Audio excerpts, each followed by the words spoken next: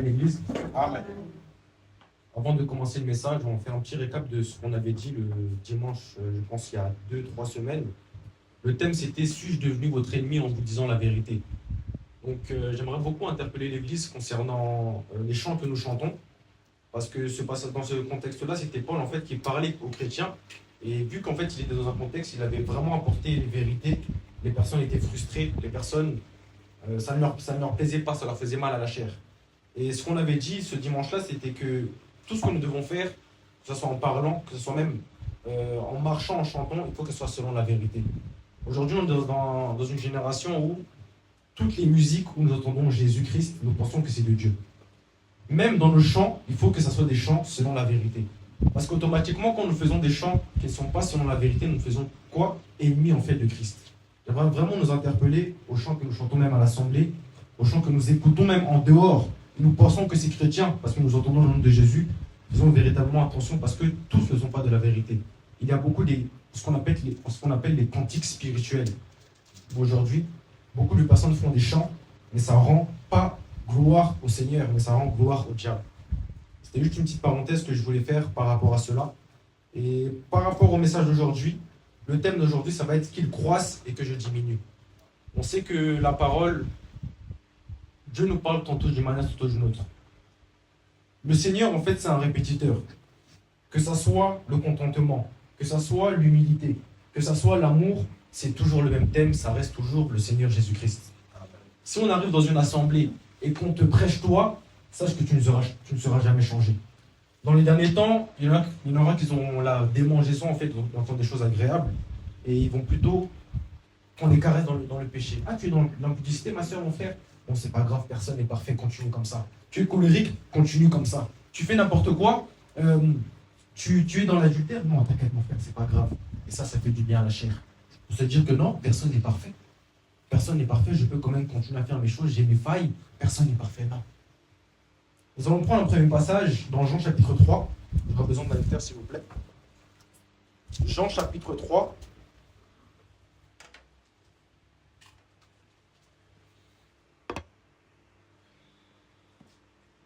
Du verset 25 à 30. Jean 3, 25 à 30. Il faut qu'on lire fort pour que nous entendons, s'il vous plaît. Or, il se leva de la part des disciples de Jean une dispute avec un juif touchant la purification.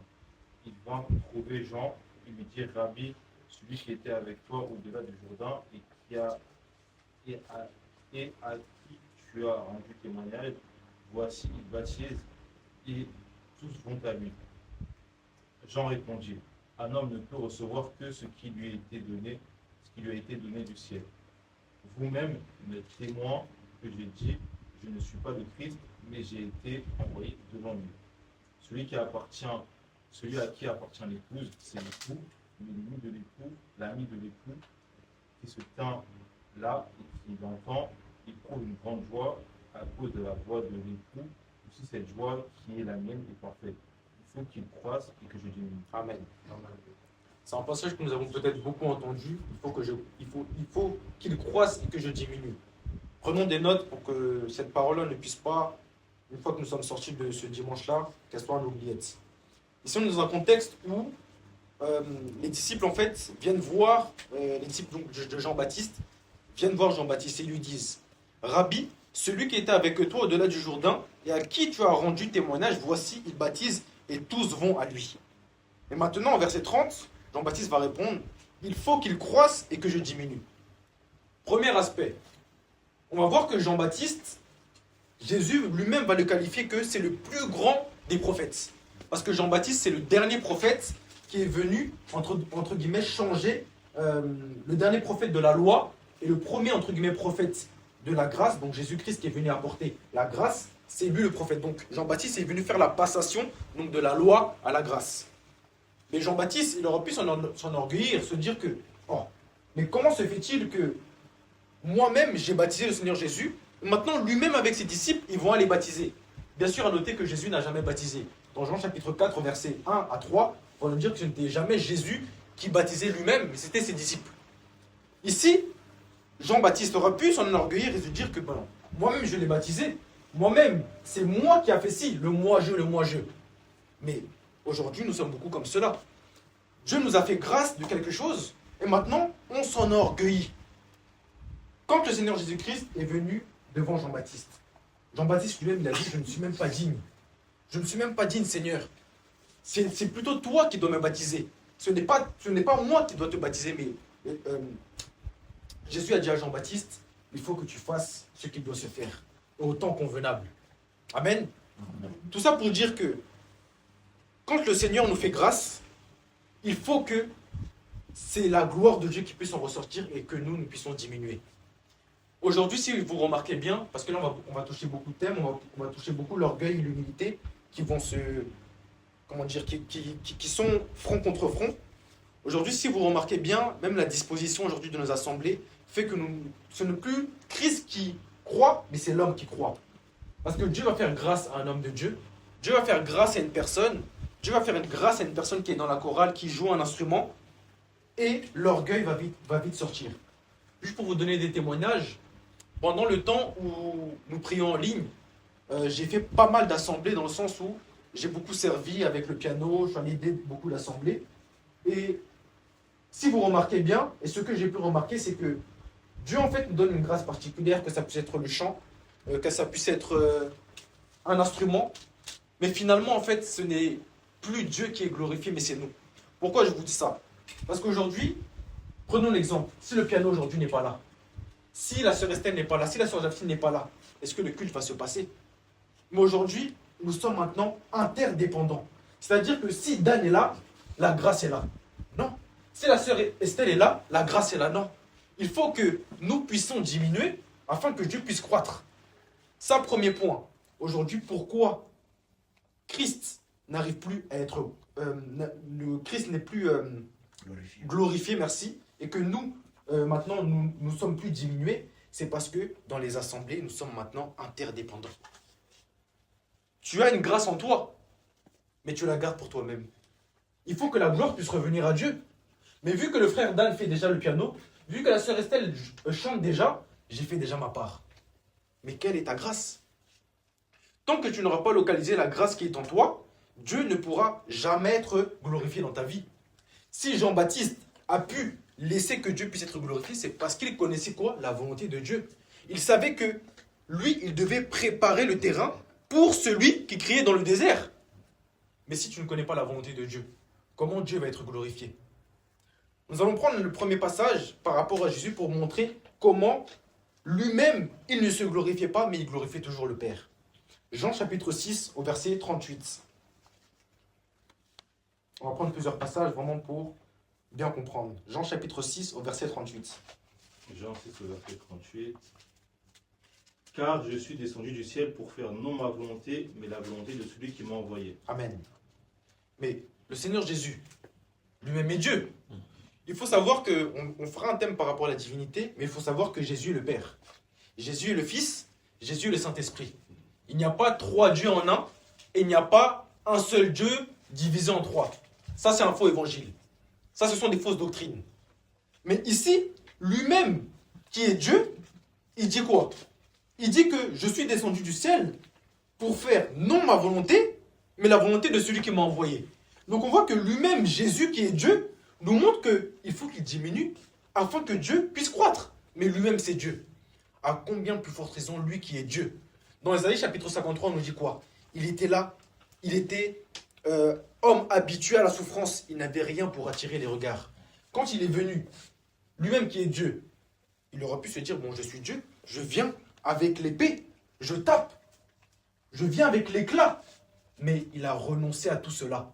Il a été humble, il a été dans l'humilité de se dire que non, je ne regarde pas d'être égal à Dieu, mais je me fais sous la forme d'un serviteur. Jean chapitre 5 au verset 19, que vous pouvez noter mais on ne va pas lire, on va nous dire que je ne fais rien de moi-même, je fais tout ce que j'ai vu auprès du Père. C'est-à-dire que Dieu, donc Jésus qui est lui-même Dieu, a une grâce, et quand il vient sur cette terre-là, il ne se renvoie pas à lui-même. Si vous remarquez bien, dans tous les 4 évangiles, clairement, Jésus n'a jamais dit « Je suis Dieu, adorez-moi ». Non. Il n'a jamais dit cela. Il a laissé que nous puissions voir la grâce en lui et de se dire que non, ce n'est pas lui, c'est Dieu qui est en lui. De se dire que ce n'est pas seulement son corps, mais c'est la grâce qui est en lui qui fait qu'il est Dieu. Mais aujourd'hui, Dieu t'a fait grâce. Vous remarquez dans les assemblées, soi-disant, c'est que l'homme de Dieu doit diminuer et que Dieu doit être glorifié. Mais non, c'est mon papa, mon daddy, mon pasteur. Ce n'est plus Dieu. Ce n'est plus Dieu. Aujourd'hui, on voit beaucoup d'églises. Beaucoup d'églises. On doit être comme Jean-Baptiste. Ils doivent être comme Jean-Baptiste. Ils doivent préparer le chemin. Et finalement, la gloire revient à qui? Elle revient à eux. Elle revient à eux. Et c'est pour ça que beaucoup d'assemblées aujourd'hui ne vont pas bien. Parce que, au lieu que la gloire revienne à Dieu, la gloire revient à l'homme. La gloire revient à l'homme. Nous ne sommes que des ustensiles et Dieu nous utilise. Amen. Amen. Prenons Philippiens chapitre 2 du verset 5 à 8. Philippiens chapitre 2 du verset 5 à 8.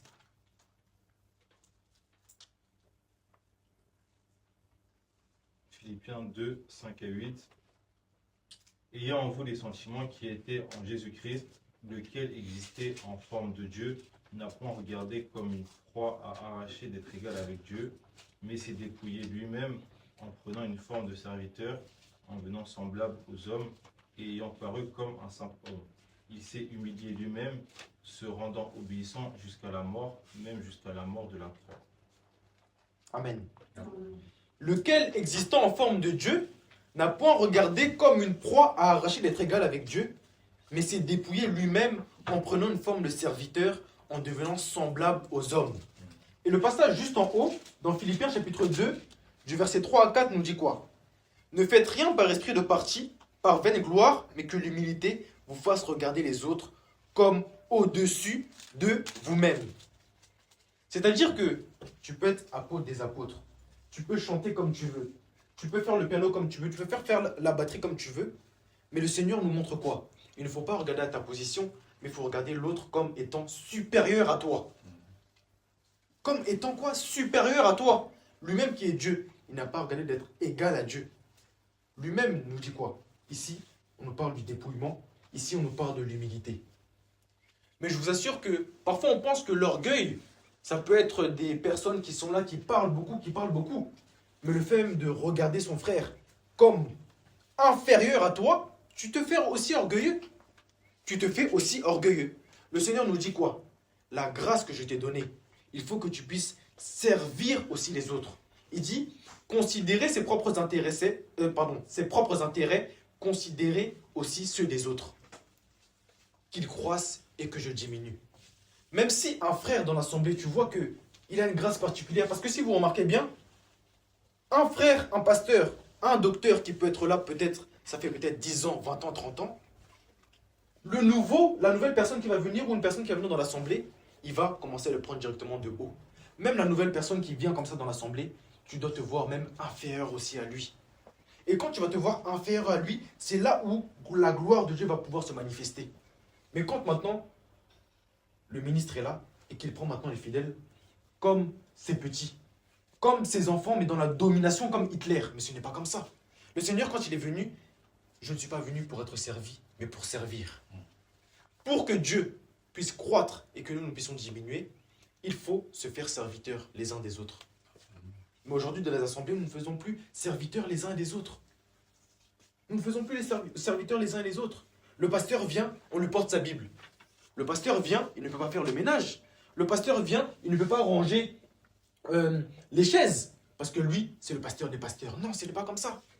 Aujourd'hui, si vous remarquez bien, c'est pour ça qu'on a parlé des dispositions des assemblées. Aujourd'hui, il y a assistant de pasteur. Il y a responsable de jeunes. Il y a responsable de ci, responsable de ça, responsable de ça. Finalement, ce n'est plus la gloire qui revient à Dieu, mais c'est notre gloire, c'est notre propre gloire. Si vous remarquez bien dans le modèle, où il y avait des assistants pasteurs, où il y avait des responsables de ci, des responsables de ça, ce n'est pas mauvais. Mais la pensée qui est derrière, c'est quoi? C'est que la gloire revienne à Dieu, ou c'est que la gloire nous revienne à nous? La disposition même des chorales, je vous assure, comme je vous ai dit, c'est des témoignages purs et durs ce que je vous dis. J'ai fait beaucoup d'assemblées. Mais quand nous sommes maintenant dans la chorale, vu qu'il y a la lead qui est là, si l'autre maintenant prend le lead, ça va commencer à créer des querelles, des choses comme ça. Parce que la lead, elle-même, en elle-même, c'est moi la lead. C'est moi je conduis. Et finalement, ce n'est plus la grâce que Dieu t'a donnée. Ça peut paraître des petites choses comme ça, mais ça détruit l'œuvre de Christ. Des guerres, je pense que les pasteurs peuvent témoigner, des guerres entre pasteurs dans les mêmes assemblées, et ça tue tous les assemblées. Bon, vu que lui a dit, vu que lui a prêché comme ça, bon, le dimanche, je dois prouver. Vu que comme le pasteur a prêché et que les âmes ont été touchées, ah bon, moi je ne suis rien. Le dimanche prochain, il faut que je revienne, il faut que je puisse encore plus impressionner. Mais la gloire revient à qui? La gloire revient à toi-même et ne revient pas à Dieu.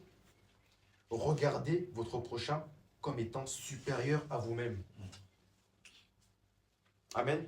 Amen. Jean chapitre 4, au verset 34.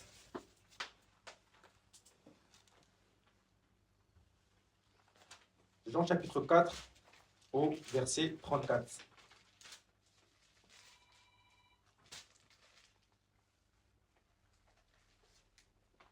Jean 4, 34.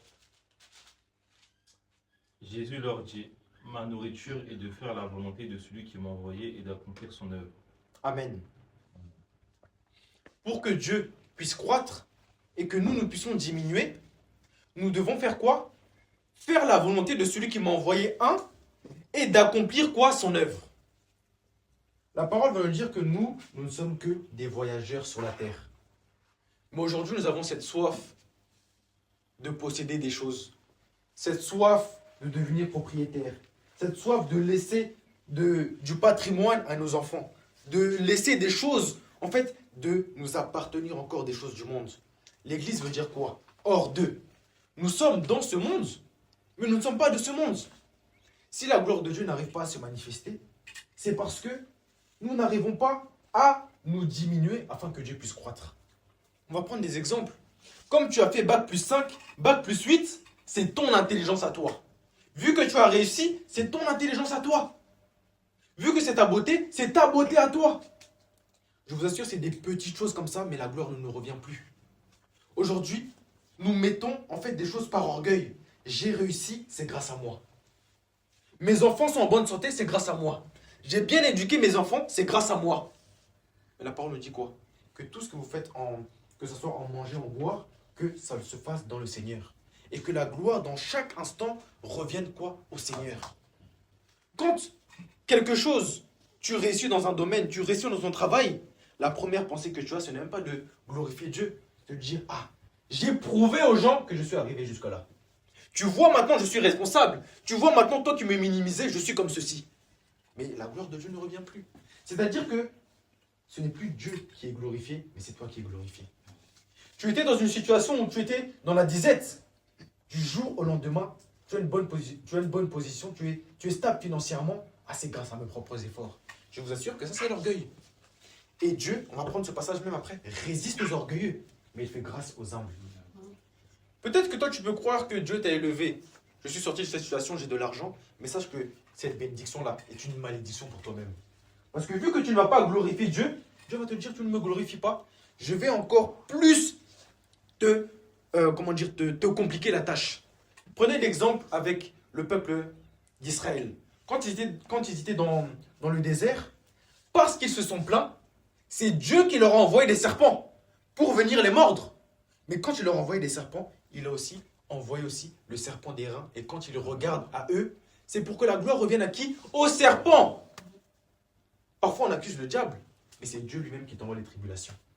Pour te dire, ma gloire, parce que notre Dieu c'est un Dieu jaloux. Il ne partage pas sa gloire. Amen. C'est-à-dire que quand tu réussis dans ta vie et que les gens ont le regard sur toi et que ce n'est pas Dieu qui est glorifié, je vous assure, Dieu va vous envoyer des tribulations. Dieu va m'envoyer des tribulations. On peut se poser des questions, mais Seigneur, pourquoi c'est comme ci, pourquoi c'est comme ça? C'est parce que dans ta vie, tu n'es pas humble. Et ça, c'est l'orgueil. Il faut qu'il croisse et que je diminue. Tu peux être, peu importe, le PDG de ton entreprise. Tu peux avoir même, Pierre, il aurait pu s'enorgueillir. 3000 conversions, il prêche comme ça. Mais l'humilité a toujours été là. L'humilité a toujours été là. Aujourd'hui, tu as converti par ta grâce peut-être 1, 2, 3 personnes. Tu commences à prendre la grosse tête. Aujourd'hui, il y a des... Je ne vais pas citer les noms parce que les gens sinon vont penser qu'on dénonce. Mais des pasteurs aujourd'hui. Je vous assure, je parle beaucoup des pasteurs, je parle beaucoup des choses comme ça, mais parce que ces personnes-là qui apportent la parole sera encore jugé plus sévèrement. Et on ne rigole pas avec cela. On ne rigole pas avec cela. Amen. Amen. Nous avons parlé de Christ dans le sens où Christ a été envoyé dans le monde avec une mission. Par la même occasion que nous aussi, parce que nous sommes aussi à l'image de Christ, nous sommes aussi envoyés dans le monde pour une mission. La seule mission de pourquoi nous sommes dans le monde, qu'on se mette bien dans la tête, c'est que la gloire revienne à Christ. C'est tout simplement cela. Si Dieu nous a créés aujourd'hui, ce n'est pas pour qu'on aille en voyage. Ce n'est pas pour qu'on profite. Bien sûr, ce n'est pas mauvais d'aller en voyage, mais comprenez bien la pensée. Mais c'est pour que Dieu puisse être glorifié. C'est tout simplement cela. Quand même tu es dans ton travail, en fait, c'est un combat perpétuel. Je suis dans mon travail. Comment la gloire de Dieu va être faite? Je suis dans mon foyer. Comment la gloire de Dieu va être faite? Je suis dans mes études. Comment la gloire de Dieu va se manifester? Mais nous, c'est seulement, je dois soigner ma valeur auprès des autres. Je dois soigner mon image. Je dois soigner mon... En fait, c'est de l'égocentrisme. Je vous assure, il y a quelque chose que moi-même je suis tombé dedans qui est très mauvais et qu'il faut dénoncer. Ça s'appelle le développement personnel. Le développement personnel, c'est quoi? C'est en fait c'est de l'autosatisfaction et de se dire que tu vas devenir quoi? La meilleure version de toi-même. Et à proprement parler comme ça, on peut se dire que ce n'est pas mauvais.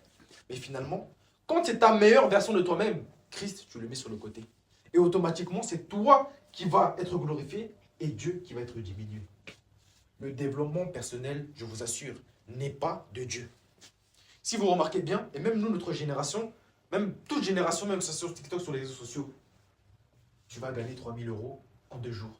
Tu vas gagner 6. Donc là, pas du gain. Là, pas de oui, moi aussi, je veux être quelqu'un. C'est ça. Parce qu'on n'a pas le brisement du moi-je. Aujourd'hui, on a l'orgueil que mais moi, je vais faire ça. Moi, je vais faire ci. Moi, je vais faire ça. Mais on ne consulte jamais la volonté de Dieu. C'est pour ça que Dieu ne pourra jamais être glorifié dans notre vie. Amen. Amen. Philippiens chapitre 2. Luc chapitre 17, pardon. Luc chapitre 17, au verset 10. Luc 17 au verset 10. Vous de même, quand vous avez fait tout ce qui vous a été ordonné, dites, nous sommes des serviteurs inutiles, nous avons fait ce que nous devions faire. Amen. Amen. Luc chapitre 17 au verset 10. Vous de même, quand vous avez fait tout ce qui vous a été ordonné, dites, nous sommes des serviteurs inutiles. Nous avons fait ce que nous devions faire. C'est-à-dire que tu peux guérir les malades. Tu peux prier pour une personne, elle est guérie. Tu peux convertir les gens.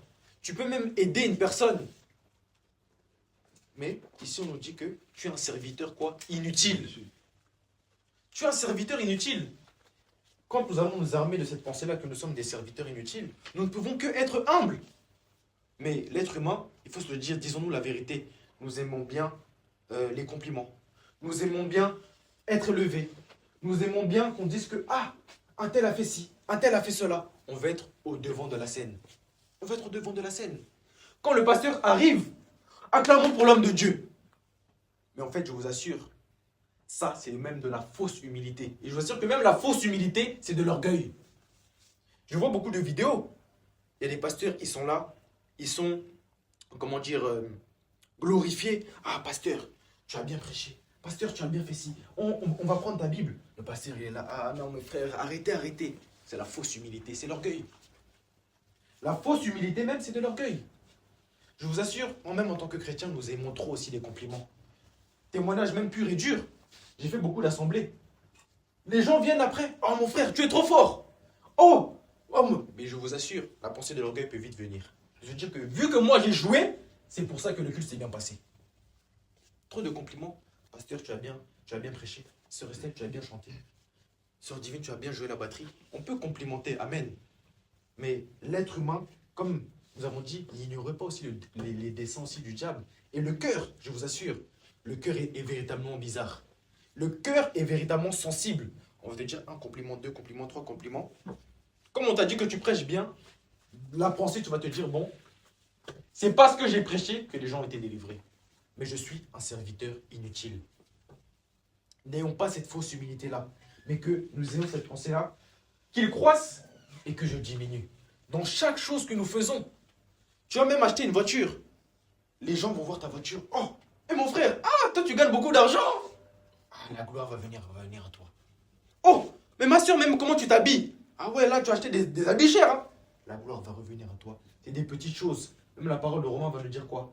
Soyez attirés par ce qui est humble et non par ce qui est élevé. Même quand nous portons des marques, comprenez bien le langage. Parce que quand parfois nous disons des choses, après nous allons comprendre à gauche, à droite. Le frère va mettre du Dior, le frère va mettre du Louis Vuitton, va mettre des choses comme ça, je vous assure. C'est quelque chose qui a été levé et ce n'est pas humble. Ce n'est pas mauvais de mettre du Dior, ce n'est pas mauvais de mettre du Louis Vuitton, mais n'oublions pas la parole qui a dit que soyez attirés par ce qui est humble. Parce que l'orgueil peut vite venir. Tu as mis des chaussures, je ne sais pas, Louis Vuitton, peut-être, on voit que c'est 1000 euros, des choses comme ça. Peut-être, vous pouvez croire que c'est peut-être une petite chose. Ah, mon frère, attends, tu gagnes. Frère Georges, non, toi, tu gagnes beaucoup d'argent. Depuis que tu as pris ton nouveau poste, tu gagnes beaucoup d'argent. C'est beaucoup. Frère Georges, frère Georges, frère Georges, frère Georges. Et la gloire de Dieu va revenir quand? Quand Dieu va t'enlever tout cet argent-là, Dieu ne te fait pas grâce. Parce que nous avons l'habitude de dire que, oh, le Seigneur est glorifié dans ma vie parce que je gagne beaucoup d'argent. Mais que ce soit dans la disette comme dans l'abondance, la gloire de Dieu est là. Que tu sois en bonne santé ou en mauvaise santé, la gloire de Dieu est là.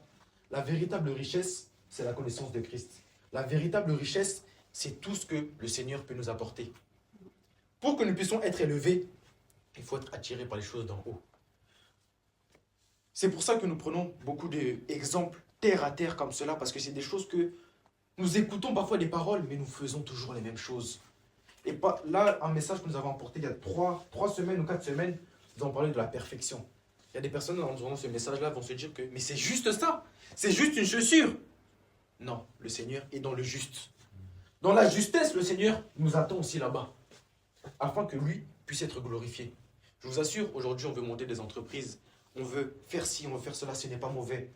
Mais faites attention, le jour où l'œil humain va commencer à se déplacer vers nous, ah, je me suis formé tout seul. La gloire de Dieu ne va plus revenir, mais du jour au lendemain, quand tout va être cassé, mais la gloire de Dieu, bizarrement, n'est plus là. Il faut qu'il croisse et que je diminue. Amen. Amen. Prenons Luc chapitre 14, du verset 6 à 11. Une parabole, peut-être que nous avons déjà entendu. Luc chapitre 14, du verset 6 à 11. Luc 14, 6 à 11. Et il ne put rien répondre à cela. Il adressa ensuite une parabole aux conviés, en voyant qu'ils choisissaient les premières places, et il leur dit lorsque tu seras invité par quelqu'un à des noces, ne te mets pas à la première place de peur qu'il n'y ait parmi les invités une personne plus considérable que toi, et que celui qui vous a invité l'un et l'autre ne vienne te dire cède la place à cette personne-là. Tu auras alors la honte d'aller occuper la dernière place. Mais lorsque tu seras invité, va te mettre à la dernière place, afin que quand celui qui t'a invité viendra, il te dise mon ami, monte plus haut. Alors cela te fera honneur devant tous ceux qui seront à table avec toi. Car quiconque s'élève sera abaissé, et quiconque s'abaisse sera élevé. Amen. Car quiconque s'élève sera abaissé, mais quiconque s'abaisse sera élevé. Donc si toi, tu as une haute opinion de toi-même, tu vois cet égocentrisme de se dire que sans moi, rien ne peut marcher, je me mets à la première place. Là, on nous dit quoi? Que quand un ami va venir et va te dire, mais mon frère, il y a quelqu'un de plus considérable que toi, va à la dernière place, tu auras de la honte. Tu auras de la honte. Et il y a, comme on a dit, la fausse humilité aussi. Beaucoup vont faire l'apparence de l'humilité, se mettre au dernier rang, alors que tu connais aussi ta place. L'excès d'humilité aussi, c'est de l'orgueil. On va prendre un exemple très concret pour que nous puissions comprendre. Le pasteur, c'est celui qui apporte aujourd'hui le message. Mais aujourd'hui, il va se dire, bon, aujourd'hui, je ne fais rien, je me mets derrière. C'est de la fausse humilité. Et c'est de l'orgueil. Je vous assure, parfois, on veut paraître humble. Mais derrière cette humilité, cette fausse humilité, c'est de l'orgueil. Tu as la capacité de faire certaines choses, mais tu vas te dire, bon, aujourd'hui, je vais les laisser et je vais voir ce qu'ils vont faire. C'est de l'orgueil. Ce sont de l'orgueil. Pour revenir à cette histoire-là, comme on dit que n'ayez pas une haute opinion de nous-mêmes. Romains chapitre 12, du verset 2 au verset 3, que nous pouvons prendre. Romains chapitre 12. Ça, c'est un passage que nous connaissons tous. Romains chapitre 12, du verset 2 à 3. Romains 12, 2 à 3. Ne vous conformez pas au siècle présent, mais soyez transformés par le renouvellement de l'intelligence, afin que vous discerniez quelle est la volonté de Dieu, ce qui est bon, agréable et parfait. Par la grâce qui m'a été donnée, je dis à chacun de vous de ne pas avoir de lui-même une trop haute opinion, mais de revêtir des sentiments modestes selon la mesure de foi que Dieu a départie à chacun. Amen. Ce que nous devons comprendre à travers ce passage-là, c'est que chacun a sa grâce. Par la grâce qui m'a été donnée, je dis à chacun de vous de n'avoir pas de lui-même une trop haute opinion. On va prendre même l'histoire même de Paul après. Paul, qui était un persécuteur de chrétiens, qui était même le dernier des apôtres, mais nous voyons que c'est lui qui a le plus écrit. Il aurait pu s'enorgueillir, mais lui-même, ici, il dit que n'ayez pas une trop haute opinion de nous-mêmes. Chacun a sa grâce et chacun, Dieu a départi en chacun de nous une mesure de foi. C'est-à-dire que la grâce que le frère Georges a et la grâce que le pasteur a, ce n'est pas la même. Ne regarde pas à la grâce que Dieu a mis dans ton frère, mais dis Seigneur, merci pour la grâce que j'ai. Je suis humble. Je me contente seulement de ce que tu m'as donné. Car nous sommes des serviteurs inutiles. Nous sommes des serviteurs inutiles. Nous allons voir l'histoire de Paul dans 1 Corinthiens et 2 Corinthiens. Mais avant, je vais lire un passage dans 1 Pierre, avant de passer à Paul. 1 Pierre, chapitre 5, du verset 5 à 6 que je vais lire. 1 Pierre, chapitre 5, du verset 5 à 6. De même, vous qui êtes jeunes, soyez soumis aux anciens. Et tous, dans vos rapports mutuels, revêtez-vous d'humilité. Car Dieu résiste aux orgueilleux, mais il fait grâce aux humbles.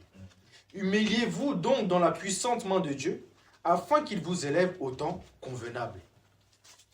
Premier point, vous qui êtes jeunes, soyez soumis aux anciens. Nous les jeunes, je m'inclus aussi dedans, parfois nous manquons d'humilité. Nous pensons avoir connu toute la vie.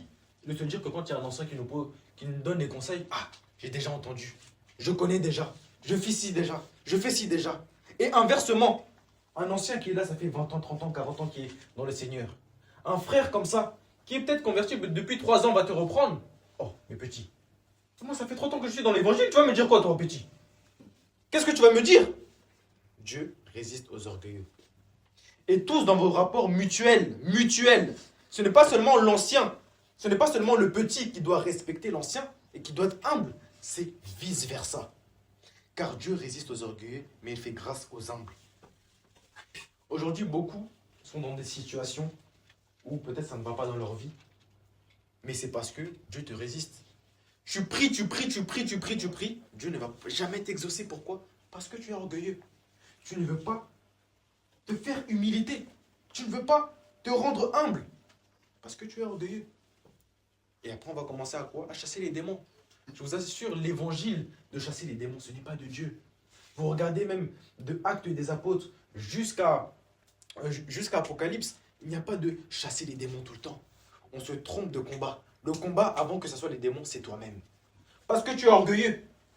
Tu es orgueilleux, le Seigneur ne peut pas te combler. Parce que celui qui est orgueilleux, c'est comme si il était comblé de tout. Je suis. Mais celui qui est humble, c'est Seigneur, je suis plus bas que terre, remplis-moi. Qu'il croisse et que je diminue.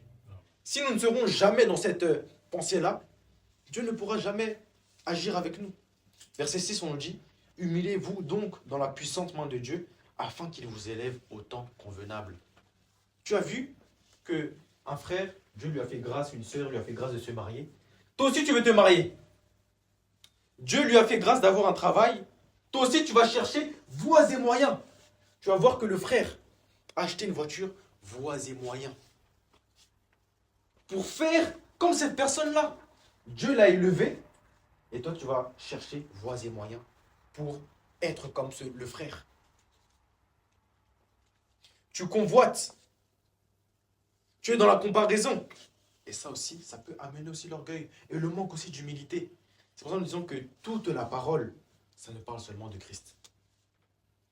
Amen. Nous allons prendre beaucoup de passages concernant Paul pour montrer que les apôtres étaient véritablement humbles. 1 Corinthiens chapitre 15, verset 9. 1 Corinthiens chapitre 15, verset 9.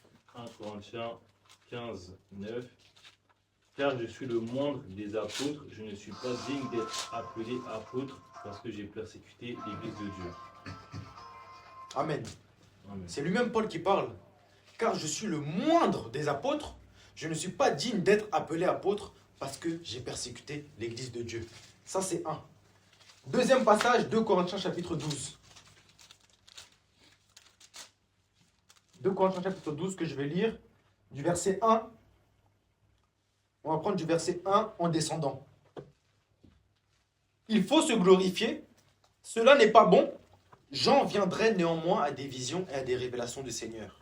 Je connais un homme en Christ qui fut, il y a 14 ans, ravi jusqu'au 3e ciel. Si ce fut dans son corps, je ne sais. Si ce fut hors de son corps, je ne sais, Dieu le sait. Verset 3. Et je sais que cet homme, si ce fut dans son corps ou sans son corps, je ne sais, Dieu le sait, fut enlevé dans le paradis et qu'il entendit des paroles ineffables qu'il n'est pas permis à un homme d'exprimer.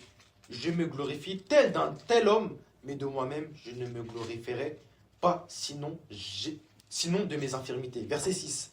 Si je voulais me glorifier, je ne serais pas un insensé, car je dirais la vérité, mais je ne m'en abstiens afin que personne n'ait à mon sujet une opinion supérieure à ce qu'il voit en moi ou à ce qu'il entend de moi. Amen. Amen. Ici, Paul, il parle de lui, mais à la 3e personne. Il a été ravi au 3e ciel, mais il parle de lui-même à la 3e personne. Et il dit que je me glorifierai d'un tel homme, mais de moi-même, je ne me glorifierai pas, sinon de mes infirmités. Verset 6. Si je voulais me glorifier, je ne serais pas un insensé, car je dirais la vérité, mais je m'en abstiens, afin que personne n'ait à mon sujet une opinion supérieure à ce qu'il voit en moi ou à ce qu'il entend de moi. C'est-à-dire que parfois tu as la capacité de faire des choses, mais quand tu vas regarder à ton frère, tu vas te dire, je peux être une source de comparaison, une mauvaise source, une pierre d'achoppement pour lui, je ne veux pas le faire. Mais aujourd'hui, on ne voit que à nous-mêmes. Je veux faire ci, je veux voyager ci, je veux faire ci, je veux même poster cela sur les statuts, sur tout cela, ça va même dans les petites choses. Et on va se dire non, je poste ce que je veux, je fais ce que je veux. Mais si Paul ne regardait pas à lui-même, Seigneur, que tu puisses croître et que je puisse diminuer. Dans tout ce que nous faisons, il faut que Dieu puisse croître. Amen, l'Église. Amen. 1 Corinthiens chapitre 3. Nous avons bientôt fini. « 1 Corinthiens chapitre 3 du verset 3 à 7. 1 Corinthiens 3, 3 à 7. En effet, puisqu'il y a parmi vous de la jalousie et des disputes, n'êtes-vous pas charnels et ne marchez-vous pas selon l'homme? Quand l'un dit, moi je suis de Paul, et un autre, moi d'Apollos, n'êtes-vous pas des hommes? 3, combien tu m'as dit? Jusqu'à 7. Qu'est-ce donc qu'Apollos et qu'est-ce que Paul, des serviteurs par le moyen desquels vous avez cru, selon que le Seigneur l'a donné à chacun? J'ai planté, Apollos a arrosé, mais Dieu a fait croître. En sorte que ce n'est pas celui qui plante qui est quelque chose, ni celui qui arrose, mais Dieu qui a fait croître. Amen. Paul, il vient dans un contexte où, dans l'église de Corinthe, chacun veut s'approprier la gloire, chacun veut dire que c'est mon évangile, c'est mon évangile. Mais si Paul vient, il vient encadrer les choses. Qu'est-ce que donc Apollos? Qu'est-ce que Paul? Des serviteurs par le moyen desquels vous avez cru, selon que le Seigneur l'a donné à chacun. J'ai planté, Apollos a arrosé, mais Dieu a fait croître. Peu importe la grâce que Dieu t'a donnée, peu importe ce qu'il se passe, il faut toujours regarder à Christ. Parce que je vous assure, l'orgueil peut vite venir. Tu vois que tu as guéri un telle personne, et tu vas même lui rappeler. Rappelle-toi, il y a 2 ans, c'est moi, j'ai prié pour toi, tu as été guéri. Mais non, c'est Dieu qui fait croître. Une fois même que tu pries même pour une personne, la personne est guérie, Seigneur, que la gloire te revienne. Amen. Ayons véritablement cela. Ayons véritablement cela. Quand c'était Paul et Pierre, je pense, dans Actes des Apôtres, quand on les a appelés Mercure, Jupiter, etc. Ils sont venus, ils ont déchiré leurs vêtements, ils ont dit, je suis des hommes comme vous. Je suis des hommes comme vous. N'ayons pas une trop haute opinion de nous-mêmes, mais disons-nous seulement que c'est Dieu qui fait croître. Et aussi, nous devons avoir aussi cette position, c'est des choses qui me viennent, quand aussi on te complimente, quand aussi on essaie de mettre la gloire sur toi, il faut casser directement, que la gloire revienne à Dieu. Parce que parfois, le frère va te faire des compliments comme cela, mais toi tu vas accepter, ça va créer quelque chose dans ton cœur. Oh ma soeur, tu as bien chanté. Gloire à Dieu, simple. Gloire à Dieu, simple. Mais aujourd'hui, je ne dis pas que c'est mauvais, mais chacun fait ses albums. Oh, mais est-ce que tu as écouté la musique de tel artiste? Est-ce que tu as écouté la musique de tel artiste? Je vous assure, ça crée de l'orgueil. On peut dire tout ce que nous voulons. Ça crée de l'orgueil. Ça crée de l'orgueil. Je ne dis pas qu'avant, il n'y avait pas de chanteurs qui sortaient des albums. Mais je vous assure, aujourd'hui, il y a des albums. C'est ta tête qui est sur l'album. Donc la gloire revient à qui? La gloire revient à Dieu. La gloire te revient. Dans les petites choses comme ça, là, je vous assure. Protégeons notre cœur plus que tout au monde. Protégeons notre cœur plus que tout au monde.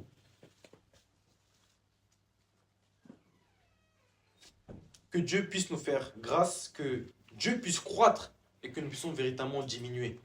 Parce que Dieu résiste aux orgueilleux. Et l'orgueil, ce n'est pas seulement de beaucoup parler. Même tu peux ne pas parler et être dans l'orgueil. Si tu fais des accomplissements et que la gloire ne revient pas à Christ, c'est de l'orgueil. Tu réussis dans ton travail. En fait, partout où ce que tu fais, il faut que la gloire puisse revenir à Dieu. Même quand tu voyages beaucoup, même quand tu gagnes beaucoup d'argent, même quand dans ta maison, ça se passe bien, même quand tu réussis dans tes études, il faut que la gloire revienne à Christ. Même dans ta beauté, il faut que la gloire revienne à Christ. Parce qu'il y en a beaucoup qui jouent de leur beauté, il y en a beaucoup qui jouent de leur argent, il y en a beaucoup qui jouent de oui, mais comment les autres vont me voir?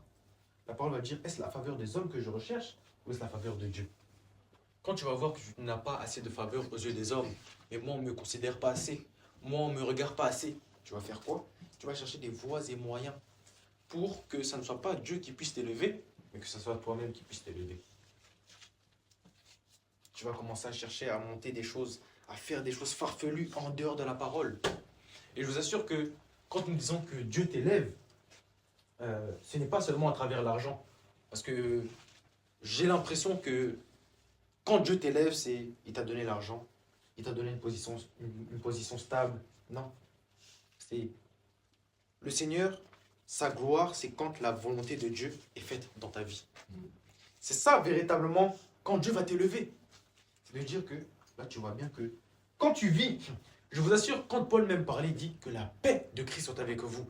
Je vous assure, tu peux gagner de l'argent, tu peux gagner tout, mais aujourd'hui la paix ne s'achète pas. La paix ne s'achète pas. Tu peux être dans un foyer, je vous assure, si vous n'avez pas la paix, moi qui ne suis pas dans le foyer, nous voyons seulement les choses. C'est terrible. Tu es dans une amitié, tu n'as pas la paix, c'est terrible.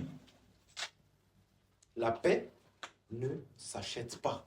Et c'est ça véritablement quand Dieu t'élève. Ce n'est pas seulement à travers l'argent. Ce n'est pas seulement à travers la renommée.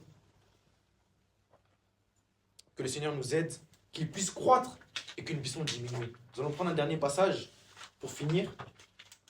Dans 1 Corinthiens chapitre 1, du verset 27 à 31. 1 Corinthiens chapitre 1, du verset 27 à 31. 1 Corinthiens 1, 27 à 31. Mais Dieu a choisi les choses folles du monde pour confondre les sages. Dieu a choisi les choses faibles du monde pour confondre les fortes. Et Dieu a choisi les choses viles du monde et celles qu'on méprise, celles qui ne sont point, pour réduire à néant celles qui sont, afin que nulle chair ne se glorifie devant Dieu. Or, c'est par lui que vous êtes en Jésus-Christ, lequel, de par Dieu, a été fait pour nous, sagesse, justice, et sanctification et rédemption, afin, comme il est écrit, que celui qui se glorifie dans le Seigneur. Amen. Amen. Que celui qui se glorifie dans le Seigneur. Il y a la pensée qui me vient qu'il ne faut pas mépriser aujourd'hui les gens, parce qu'aujourd'hui tout n'est que grâce. Aujourd'hui tu peux être dans une vie de sanctification, Dieu t'a fait grâce de mener une bonne vie. Ne méprise pas le frère qui est à côté de toi. Parce que l'orgueil, c'est un proverbe qui dit que l'orgueil aussi amène aussi le mépris. Le mépris, c'est de l'orgueil. Regarder une personne de haut, c'est de l'orgueil. Et toute personne qui est élevée aux yeux des hommes, Dieu va l'abaisser. Il y a le passage qui dit, c'est dans les 4 évangiles que méfiez-vous, je paraphrase, hein, méfiez-vous quand les hommes diront du bien de vous.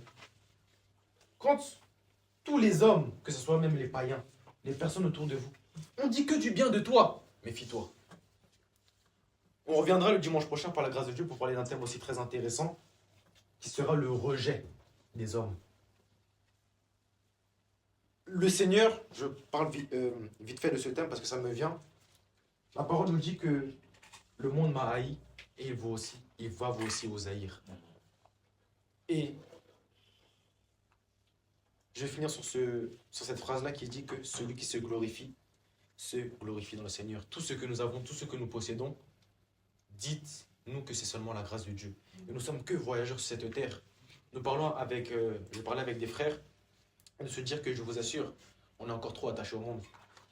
On est encore véritablement attaché au monde, mais tellement qu'en fait, on se dit qu'on vient à l'église tous les dimanches, on se dit que bon, on a déjà fait notre part, mais on est encore trop attaché au monde.